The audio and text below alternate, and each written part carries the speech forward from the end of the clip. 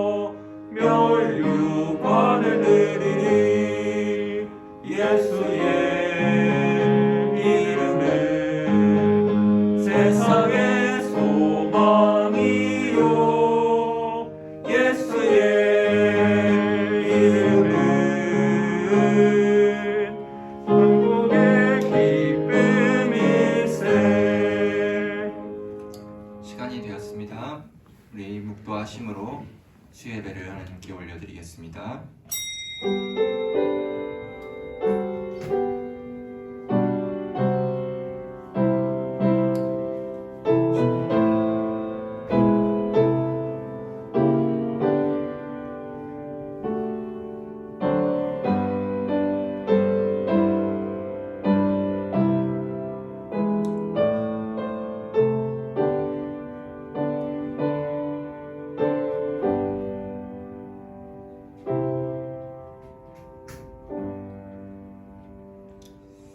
전능하신 하나님 아버지, 새 날을 주심에 감사합니다.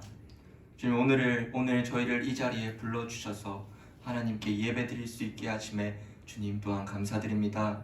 주님, 이 예배를 통하여서 오직 하나님께 영광 들려 올리기 원하오니 주여 이 예배를 흠양하여 주시옵소서. 감사드립니다. 주님, 예수님의 이름으로 기원하옵나이다. 아멘. 찬송가 273장 찬양 드리시겠습니다. 273장입니다.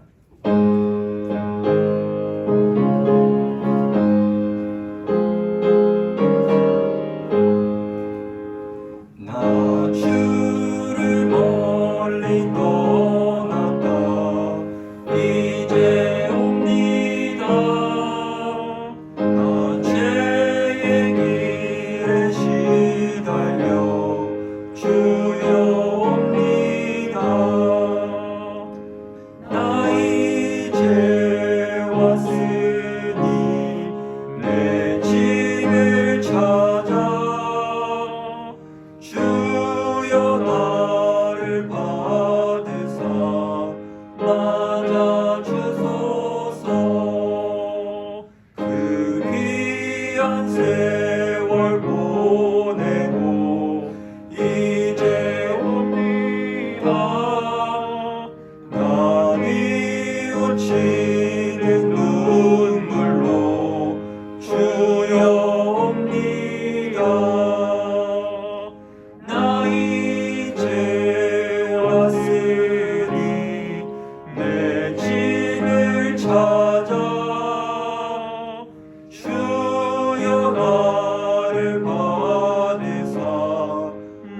맞아주소서.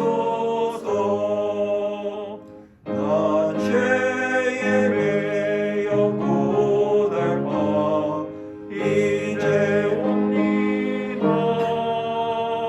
주 크신 사랑 받고자 주여 옵니다. 나 이제 왔으니 내 집을 찾아 주여 나를 받으사 맞아주소서. 이 없는 마음을 고치려 이제 옵니다. 그님과 소망 바라고 주여 옵니다. 나 이제 왔으니 내 집을 찾아 주여 나를 받으사 맞아주소서.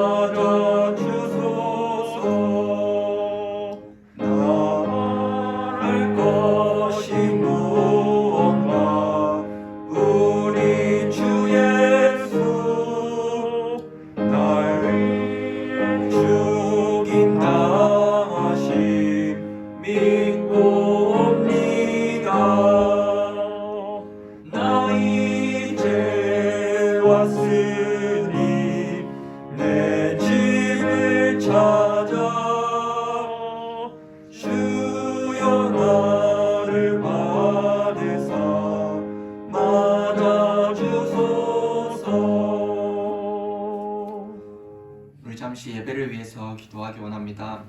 특별히 이 코로나 상황 가운데서 오늘 거의 17만 명이라는 숫자가 나왔는데, 지금 이 코로나 가운데 우리 예일교회에 있는 모든 성도님들이 정말 그들의 마음과 그들의 사업과 그들의 몸을 주님께서 지켜주시옵시고, 모든 아픈 환우들이 있사오니 주여 그들을 기억하여 주시고, 우리가 기도함으로써 하나님이 우리의 간절한 기도를 들으시고 조금이나마 우리의 마음을 드리니 저 하나님께서 우리의 기도를 들으시고 조금이나마 그 하나님의 은혜로움과 하나님의 그 긍휼하심으로 우리 모든 성도님들을 붙잡아 줄 수 있도록 우리 다 같이 기도하겠습니다.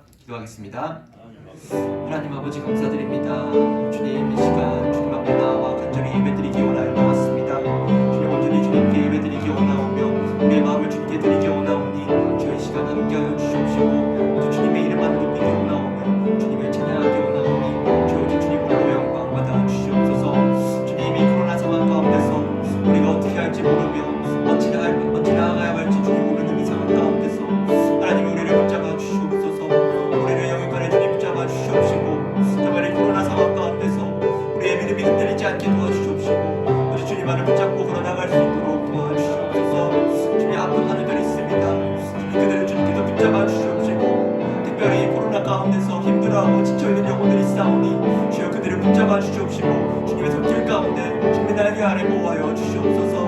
주님 이 코로나를 정말 우리가 무섭고 두렵고 떨리지만 하나님이 이 모든 이 나라의 이 모든 세계의 통치자이시며 창조자이심을 주님 고백하오니 저희 코로나도 정말 주님께서 붙잡아 주시고 정말 이 코로나도 정말 주님께서 속히 종결될 수 있도록 주를 향해 싸우니 모두 주님만을 붙잡고 나아갈 수 있도록 도와주시옵시고 우리의 믿음이 흔들리지 않고 오직 주님만을 붙잡고 걸어갈 수 있는 종들 될 수 있도록 도와주시옵소서. 주님 코로나 상황 가운데서 정말 우리가 더욱더 주님을 의지하기 원하오니 주여 이 시간 오직 주님께 영광 돌리면서 나가기 원합니다. 주여 붙잡아 주시옵시고 그렇게 하여 주시옵소서.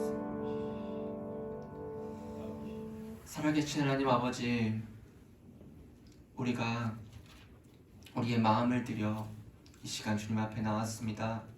주님 오직 주님께 영을 돌리기 원하오며 주님께 이 말씀을 통하여서 하나님의 사랑을 고백할 수 있도록 주여 도와주시옵소서. 주님이 코로나 상황 가운데서 우리는 두렵고 무서우나 하나님께서 이 두렵고 무서움을 이겨낼 수 있는 그 힘과 능력을 주심을 우리가 믿사오니 주여 우리가 주님을 붙잡고 나아갈 수 있도록 도와주시옵소서. 아픈 환우들 있습니다.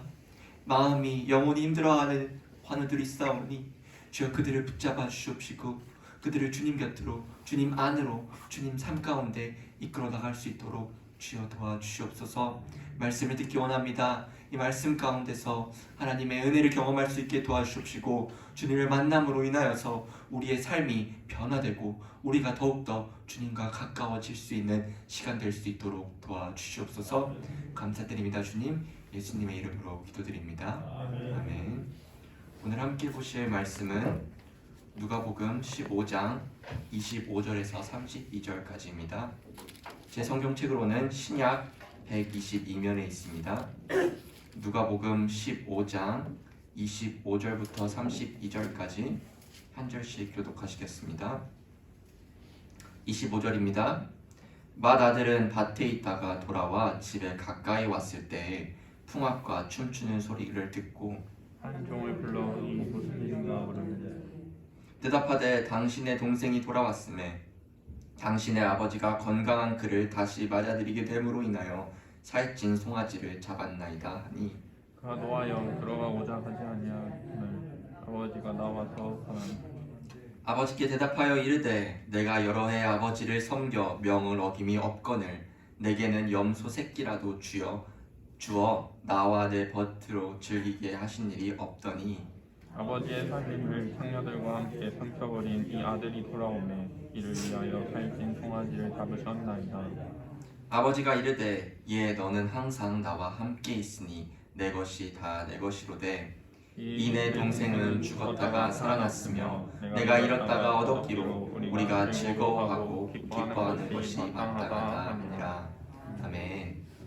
오늘 저희가 함께할 하나님의 말씀은 누가복음 15장 25절부터 32절까지의 말씀으로 탕자 첫째 아들과 탕부 하나님이라는 말씀 제목으로 같이 말씀 나누도록 하겠습니다.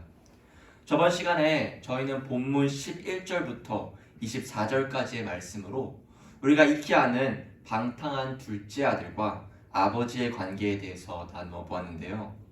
둘째 아들은 아버지의 유산을 받자마자 먼 나라로 가서 쾌락에 빠져 돈을 모두 탕진하게 되고 그 후에 뉘우치며 집으로 돌아가니 놀랍게도 아버지는 두 팔을 벌려 그를 맞이하고 잔치를 벌입니다. 이를 통해 둘째 아들에게 향한 아버지의 마음은 앞뒤 재지 않고 아낌없이 무모할 정도로 자녀를 사랑한다는 것을 말씀을 통해 살펴보았습니다. 이제 모든 것이 해결되었죠. 사고를 쳤던 아들은 돌아왔고 아버지는 돌아온 아들이 기쁜 것이죠. 이제 탕자 이야기는 해피엔딩으로 끝이 나야 합니다. 그런데 오늘 본문 25절부터는 탕자 이야기의 연장선으로 이어지면서 이 비유가 아직 끝나지 않았다는 것을 보여주고 있습니다. 예수님은 이 비유를 말씀하시며 둘째 아들과 아버지의 관계도 중요하지만 첫째 아들과 아버지의 관계도 중요하기 때문에 탕자의 비유가 끝나지 않은 것이죠. 오늘 나올 첫째 아들과 아버지의 관계 가운데서 드러나는 메시지를 통해 주님과 더 가까워지는 시간 되시기를 바랍니다. 오늘 본문 25절을 보시면 첫째 아들이 등장하죠. 아들은 밭에서 일을 마치고 집으로 돌아오는 길이었습니다. 그리고 집 앞에 오니 풍악과 춤추는 소리가 들리는 것이죠. 한창 잔치가 진행되고 있었습니다. 이 잔치는 돌아온 둘째 아들을 위한 잔치였죠. 첫째 아들은 종에게 상황을 묻자 27절에 이렇게 답합니다. 대답하되 당신의 동생이 돌아왔음에 당신의 아버지가 건강한 그를 다시 맞아들이게 됨으로 인하여 살찐 송아지를 잡았나이다 하니 형은 종에게서 동생이 돌아왔고 아버지가 동생의 신분을 회복해 주었다는 사실을 듣게 됩니다. 그리고 그 사실을 들은 첫째 아들의 반응은 28절에 나오는데요. 그는 노하여 그 잔치에 들어가고자 하지 않습니다. 화가 머리 끝까지 난 것이죠. 그 이유는 29절과 30절에 나오는데요. 29절과 30절을 다 같이 읽어보도록 하겠습니다. 시작. 아버지, 내가 아버지께 대답하여 이르되 내가 여러 해 아버지를 섬겨 명을 어김이 없거늘 내게는 염소 새끼라도 주어 나와 내 것으로 즐기게 하신 일이 없더니 아버지의 살림을 창녀들과 함께 삼켜버린 이 아들이 돌아오매 이를 위하여 살찐 송아지를 잡으셨나이다. 아멘. 자신은 아버지를 섬기며 죽도록 일을 했으며 동생은 한 일도 없고 오히려 쫓겨나야 할 자임에도 불구하고 그런 자에게 돈을 퍼주는 아버지가 이해되지 않은 겁니다. 첫째 아들은 아버지의 선택이, 아버지의 결정이 마음에 들지 않았던 것이죠. 그는 아버지가 베푼 어쩌면 가장 큰 잔치이자 공적인 행사에 들어가지 않고 그저 문 밖에서 아버지의 결정에 노하고만 있는 것이죠. 그 모습을 알게 된 아버지는 28절 후반부에 아버지가 나와서 권한대 라고 쓰여 있습니다. 아버지는 첫째 아들이 함께 이 잔치에 참여하기 원하였죠. 아버지는 이 잔치의 주최자였기 때문에 부득이 자리를 뜨는 것은 잔치의 주최자로서 체면을 깎이는 일이었습니다. 그럼에도 불구하고 아버지는 이 첫째 아들도 잔치에 참여하기 원하였기에 아들을 찾아 나와 함께 들어가도록 권하고 있는 것이죠. 그러나 첫째 아들의 반응은 아버지에게 화를 내며 무례하게 대하기까지 하는데요. 이 당시에 아랫사람이 윗사람에게 부를 때 극진히 예의를 갖춰야 했고 특히 남들 앞에서 보일 때는 더욱 그래야만 했습니다. 그러나 첫째 아들의 모습에는 그런 모습이 비춰지지 않고 있죠. 29절 서두에 우리 개역개정에서는 생략되었지만 원문에는 이두라는 히브리어로 영어로는 look, 한글은 보소서라는 말이 들어가 있습니다. 즉 첫째 아들은 29절에서 아버지에게 대뜸 이거 보세요 라고 소리를 지르며 화가 난 이유를 설명하고 있는 거죠. 어른을 공경하며 복종하는 이 문화에서 이는 매우 잘못된 행동이었습니다. 첫째 아들의 공공연한 반항에 아버지는 화가 날 수밖에 없는 상황인 것이죠. 그러나 31절의 아버지의 반응은 놀라운데요. 그는 나를 욕되게 하고 화를 내고 있으며 공공연하게 수치를 만든 이 아들에게 예라고 대답합니다. 이 예는 영어 성경 NIV에 my son으로 나의 아들아 라고 번역되어 있습니다. 즉 아버지는 자신을 욕되게 하는 아들에게 화를 내고 그와 연을 끊을 수 있는 상황이지만 그에게 나의 아들아 라고 하며 다가오신 것이죠.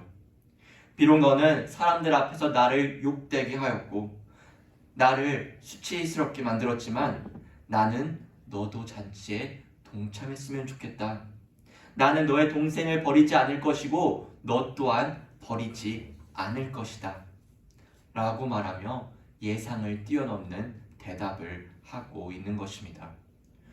도대체 이 아버지는 이 두 아들, 둘째 아들과 첫째 아들을 타이르면서까지 화를 내시지 않고 잔치에 참여하기 원한 이유가 무엇일까요? 예수님이 전하신 이 잃은 아들을 되찾은 아버지 비유는 오픈 엔딩으로 끝이 납니다. 아버지의 권유에 형의 마음이 뉘우쳐 잔치에 참여했는지 아니면 아직도 화가 나서 잔치에 참여하지 않았는지 우리는 결과를 알 수는 없습니다. 이렇게 애매하게 끝이 난 이유는 이 이야기에 진정한 청중이 따로 있기 때문인데요. 예수님은 누가복음 15장에서 사람들 앞에서 비유로 설명합니다. 15장 1절은 이렇게 말하는데요. 모든 세리와 죄인들이 말씀을 들으러 가까이 나아오니 예수님은 세리와 죄인들이야말로 방탕한 생활을 즐겼던 이 둘째 아들을 비유하고 있죠. 그리고 15장 2절은 이렇게 말합니다. 바리새인과 서기관들이 수군거려 이르되 이 사람이 죄인을 영접하고 음식을 같이 먹는다 하더라. 예수님은 바리새인과 서기관들에게도 메시지를 전하기 원하였죠. 그리고 이 오늘 나온 첫째 아들이야말로 바리새인과 서기관들을 의미하고 있습니다. 우리는 바리새인과 서기관들이 첫째 아들과 유사한 점을 찾아볼 수 있는데요. 우선 바리새인과 서기관들이 어떤 자들인지 살펴보고자 합니다. 예수님은 바리새인과 서기관들을 마태복음에서는 이렇게 얘기합니다. 마태복음 23장 23절을 다 같이 읽어보도록 하겠습니다. 시작. 화 있을진저 외식하는 서기관들과 바리새인들이여, 너희가 박하와 회양과 근처에 11조는 들이되 율법의 더 중한 바 정의와 긍휼과 믿음은 접할 거다. 그러나 이것도 행하고 저것도 버리지 말아야 할지니라. 아멘. 이들은 바리새인과 서기관들은 자라면서 자신들이 배운 전통 윤리를 고수했으며 성경을 공부하고 그 성경 그대로를 순종한 자들입니다. 충실히 예배하고 꾸준히 기도했지요. 하나님께 선택받은 백성으로 그 신분을 잃지 않고 그분의 복과 최종 구원을 받으려면 성경에 엄격히 순종하는 수밖에 없다고 믿는 사람들이었죠. 그래서 율법을 철저히 지키던 자들이었습니다. 그러나 그들의 마음에 빠진 게 있었죠. 바로 자신들이 믿었던 하나님이 없었습니다. 그들의 기도와 예배, 찬양은 모두 믿음 없이 실행되었죠. 그리고 첫째 아들도 바리새인과 서기관들처럼 아버지에게 철저히 순종한 사람이었습니다. 그의 첫 등장은 밭에서 일을 하다가 돌아오는 길이었죠. 또한 잔치를 벌인 사실을 알고 아버지께 화를 낼 때 나는 여러 해 동안 아버지를 섬기며 명을 어긴 적이 없다 라고 고백한 자입니다. 그는 바리새인이 율법을 지켜왔던 것처럼 자신을 완전히 통제하면서까지 아버지께 순종한 아들이었죠. 그러나 이 첫째 아들 또한 자신의 마음에는 아버지가 없었습니다. 아버지를 향한 마음 없이 살아오며 아버지를 섬겨왔던 거죠. 우리는 또 둘째 아들과 첫째 아들의 유사점을 찾아볼 수 있는데요. 사실 두 아들을 보통 기준에서 살펴보면 둘째는 아주 못됐고 첫째는 아주 착하다고 볼 수 있습니다. 그러나 문제는 둘 다 아버지와 멀어져 있기는 똑같은 거죠. 두 사람 다 아버지를 욕되게 하고 아버지를 향한 마음이 없었습니다. 두 사람 모두 아버지가 밖으로 나가 맞이하였죠. 그리고 지금 상황에선 그렇게 못돼 보였던 탕자 둘째 아들은 잔치에 참여하고 있지만 착해 보이는 첫째는 잔치에 들어가지 못한 상태입니다. 그렇다면 여러분, 첫째 아들이 그토록 아버지를 섬기며 명을 어김없이 순종했던 이유는 무엇일까요? 그가 원하던 것은 동생과 똑같았습니다. 바로 아버지의 유산, 재물이었습니다. 그도 동생 못지않게 아버지에게 반감을 품었으며 재물이 필요했죠. 첫째 아들은 아버지에게 29절에서 내게는 염소 새끼라도 주신 일이 없다라고 말하며 아버지의 살림, 즉 재물을 삼켜버린 둘째 아들을 위해 살찐 송아지를 잡은 아버지가 매우 못마땅스러웠던 것입니다. 둘째 아들과 첫째 아들 모두 똑같은 마음이었습니다. 둘 다 아버지의 재물만 원할 뿐 두 사람 다 아버지의 마음을 멀리 떠난 잃어버린 아들인 것이죠. 예수님은 이것을 지적하기 원하셨습니다. 두 아들 중 누구도 아버지를 사랑하지 않았다는 것을 말이죠. 둘 다 아버지를 이용해 자신이 가지고 싶어하는 이기적인 목표를 이루기 원하였습니다. 아버지를 사랑해서 아버지와 함께 즐거워하고 아버지를 위해 섬긴 게 아니었죠. 그리고 이 예수님의 진정한 청중 바리새인도 똑같았습니다. 하나님의 말씀에 어김없이 순종하며 자신이 맡은 바 다 하였지만 하나님을 사랑하며 즐거워하기 위해 섬긴 것이 아니라 하나님을 이용해 자신이 높아지고 자신이 원하는 것을 갖기 위하였음을 첫째 아들을 통해 볼 수 있습니다. 예수님은 이 잃은 아들을 되찾은 아버지 비유를 통해서 바리새인과 서기관에게 경고하고 있음을 오늘 본문에서는 볼 수 있습니다. 수요예배 오신 모든 성도님들, 우리는 오늘 첫째 아들과 아버지 관계를 통해서 세 가지를 알 수 있는데요. 첫 번째는 자녀들을 향한 아버지의 마음입니다. 아버지는 두 아들 모두가 잔치에 참여하기 원했습니다. 아버지를 향한 두 아들의 마음은 모두 옳지 못했고 틀렸음에도 불구하고 아버지는 두 아들 모두 다 소중히 여겨 사랑의 잔치 속으로 불러들였습니다. 아버지는 욕을 먹고 수치를 당하더라도 첫째 아들이 잔치에 참여할 수 있도록 밖으로 나와 그를 맞이하며 아들아 하고 부르셨죠. 그리고 이 아버지는 우리 하늘 아버지이신 하나님을 뜻합니다. 우리가 하나님께 의인으로서 나타낼 수 있는 것이 무엇이 있겠습니까? 아무것도 없지요. 복음의 관점에서 볼 때 모든 사람은 옳지 못하고 틀린 자들입니다. 그러나 놀라운 사실은 이 복음의 관점에 있어서 모든 사람이 사랑을 받습니다. 복음을 통해 모든 사람을 불러 그 사실을 인식하게 해서 변화시키는 것이죠. 즉 모든 인간들은 예외 없이 구원의 대상이며 사랑의 대상입니다. 예수님은 바리새인과 서기관들에게 너희들도 틀린 사람들이다. 너희들도 옳지 못한 사람들, 즉 너희들도 죄인이며 그러니까 죄인으로서 회개하고 고백하며 천국 잔치에 함께 하자고 이 비유를 설명하고 계신 것입니다. 두 번째는 아들의 마음인데요. 첫째 아들이 지금까지 아버지 곁에서 일을 하며 살아왔던 것은 오로지 무언가를 얻기 위한 의무감 때문이었습니다. 아버지를 향한 기쁨이나 사랑은 1도 있지 않았죠. 그에게 있어 가장 큰 관심은 재물이었습니다. 그리고 바리새인과 서기관들도 하나님을 향한 마음이 아닌 오로지 나를 위한 관심으로 가득했습니다.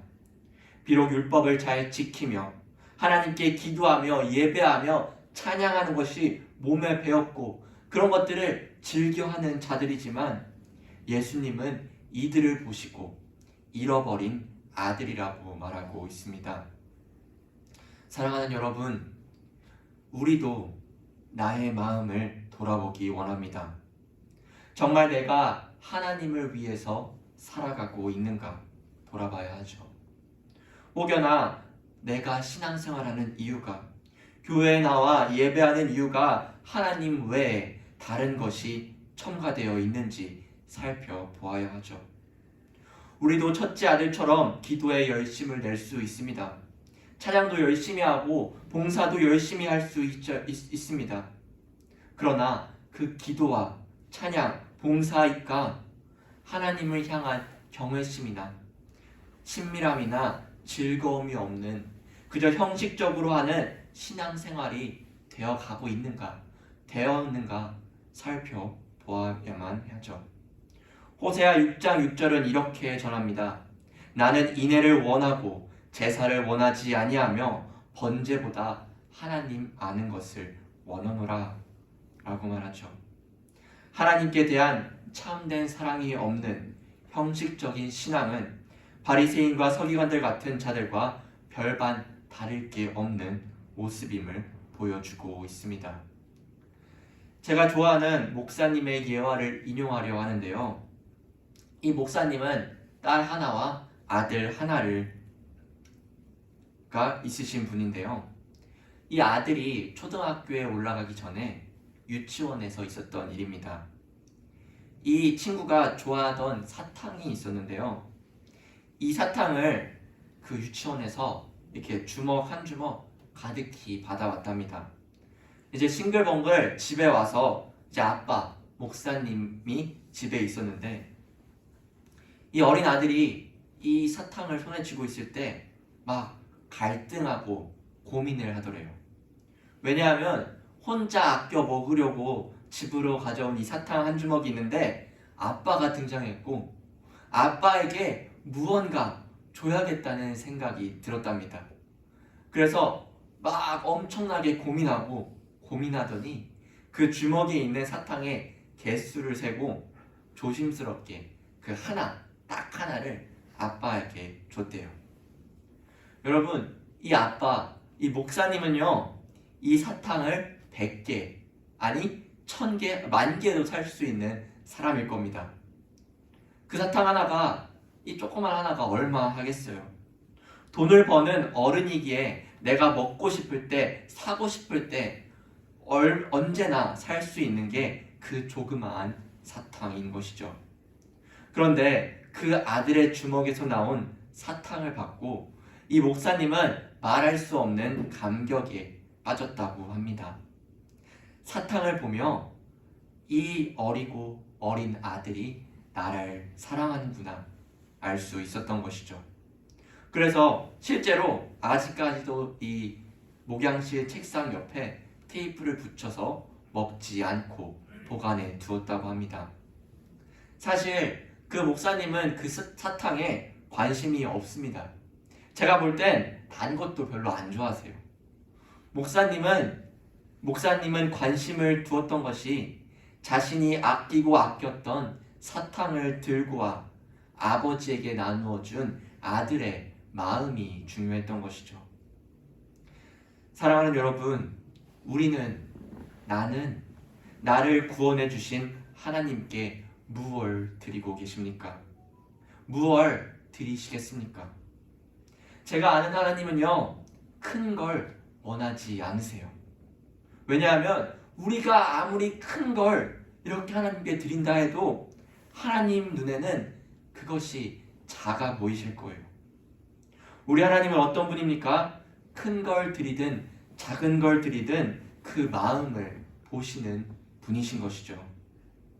하나님은 그저 저와 여러분이 그분을 닮고 그분을 사랑하고 그분을 알고 그분을 즐거워하기 원하시는 그것밖에 없으신 분입니다. 그래서 호세아 6장 3절 전반부는 이렇게 전하죠. 그러므로 우리가 여호와를 알자, 힘써 여호와를 알자 라고 말이죠. 우리 모든 에일교회 성도님들의 마음이 하나님을 향해 있고 하나님을 알아가기 위해 살아가며 정성껏 나를 하나님께 드리는 여러분 되시기를 주님의 이름으로 소망합니다. 그래서 아까 이 예화에서 이 아버지께 드린 이 아들의 사탕처럼 우리도 하나님께 그 사탕을 드리시는 여러분 되시길 바랍니다. 마지막 세 번째인데요. 세 번째는 진정한 첫째 아들, 진정한 형을 발견하는 것입니다. 이 누가복음 15장에서는 이 전체를 보시면 세 가지 비유가 나오는데요. 잃어버린 양의 비유, 잃어버린 동전의 비유, 그리고 지금까지 다룬 잃은 아들을 되찾은 아버지 비유가 나오죠. 이 세 가지 비유에는 공통점이 있습니다.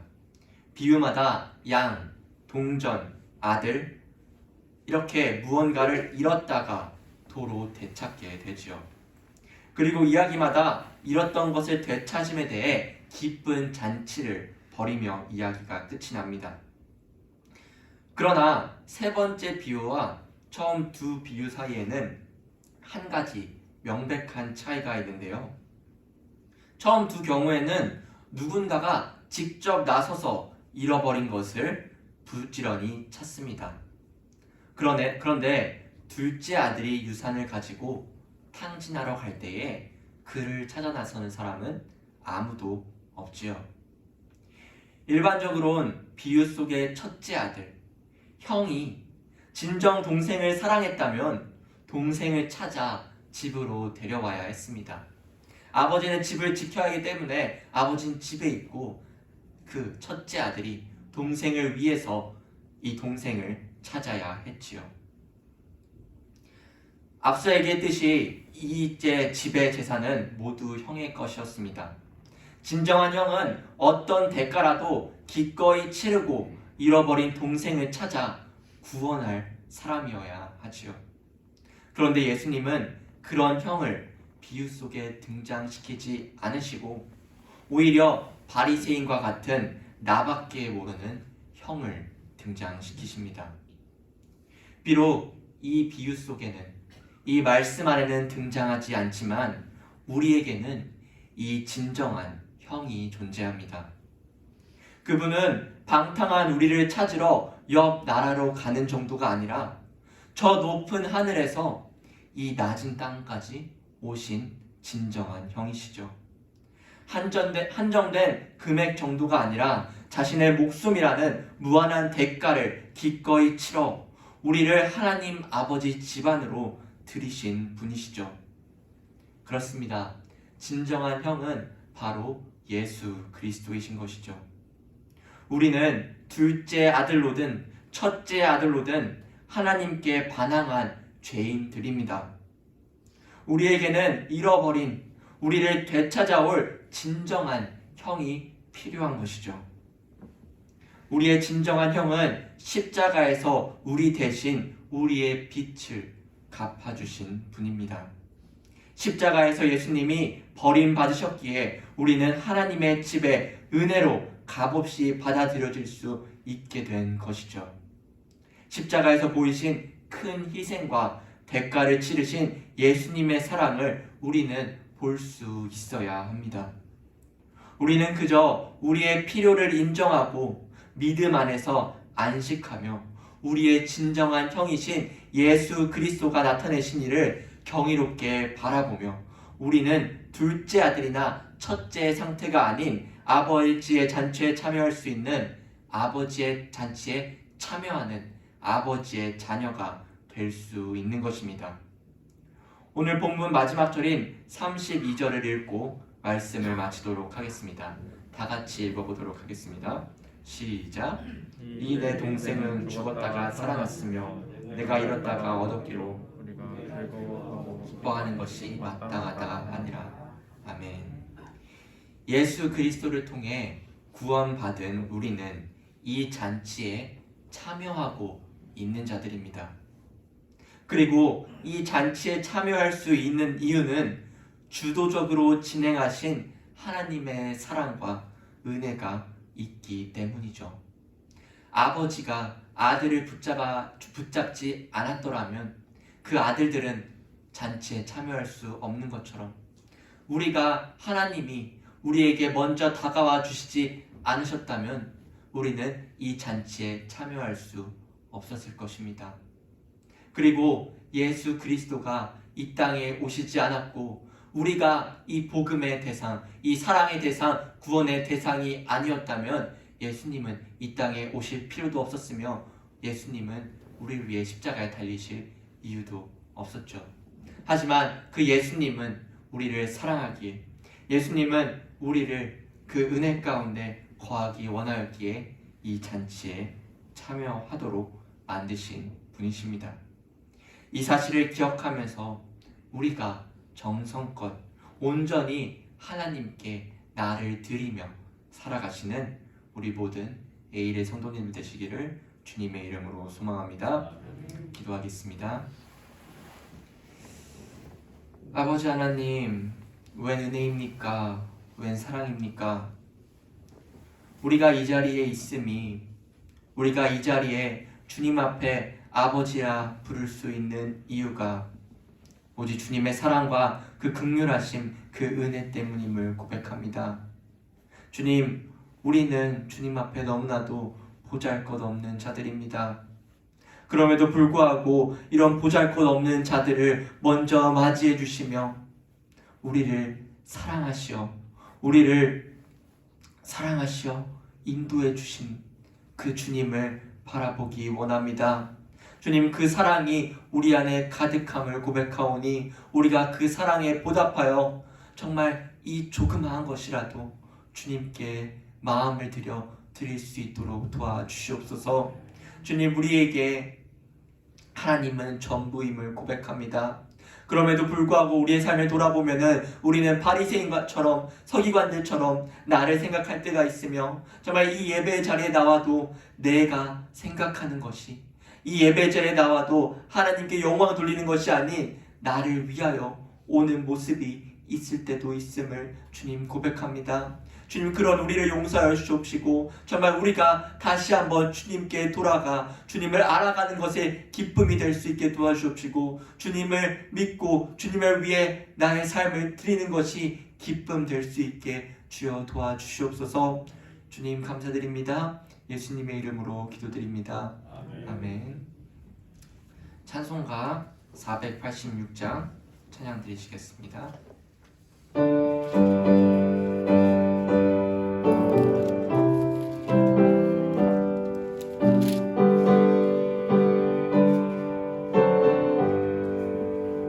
이 세상에 근심될 일이 많고 참 평안을 몰랐구나. 내 주에서 널 물어보르시니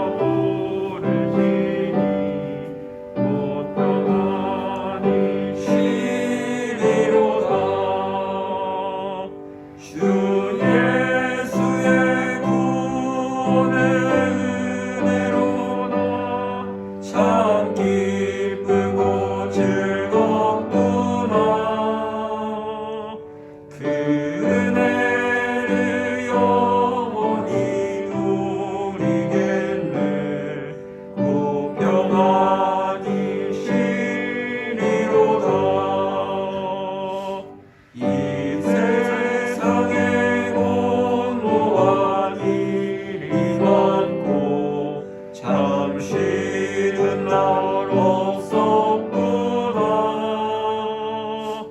내 주 예수 날 사랑하시오니 곧 평안히 쉬리로다. 주 예수의 구원의 은혜로나 참 기쁘고 즐겁구나. 그 은혜를 영원히 누리겠네. 곧 평안히 쉬리로다. 이 세상에 죄악될 일이 많고 참 죽을 일 쌓였구나. 내 주 예수 날 건져주시오니 곧 평안히 쉬리로다. 주 예수의 구원의 은혜로나 참 기쁘고 즐겁구나. 그 은혜를 영원히 누리겠네. 곧 평안히 쉬리로다. 광고 있겠습니다. 회계장부 수령 사무실에서 찾아가시기 바랍니다. 생명의 삶 3월 생명의 삶을 수령해 가시기 바랍니다. 전성도 말씀 통독 필사미 남송 주제 다시 말씀으로 일시 2022년 1월 9일 주일부터 12월 25일 주일까지 대상은 일교회 전성도입니다. 유튜브 영상 성경 통독표를 나누어 드리니 성경 읽기에 참고 바랍니다. 성경 완독자는 사무실에 제출해 주시기 바랍니다. 헌금 기도하신 후에 주기도문 하심으로 수요예배를 마치겠습니다. 하나님 아버지, 주님 앞에 작은 정성과 뜻으로 이 자리에 나와 주님께 예물을 드립니다. 주님, 이 예물이 쓰이는 곳에 하나님의 영광이 나타날 수 있게 도와주시옵시고 이 예물을 통하여서 하나님의 나라와 그의 뜻이 이루어질 수 있도록 주여 도와주시옵소서. 주님, 이 예물을 드릴 때 우리가 주님께 전부를 드리기 원하오나 주님, 우리가 10의 1조로 주님께 우리의 전 마음을 드리기 원하오니 주여 이 부족한 정성을 주님께서 기뻐 받아주시옵시고 이 예물을 통하여서 오직 하나님이 기뻐하시는 곳에 쓰임되게 하여 주시옵소서. 감사드립니다. 예수님의 이름으로 기도드립니다. 아멘.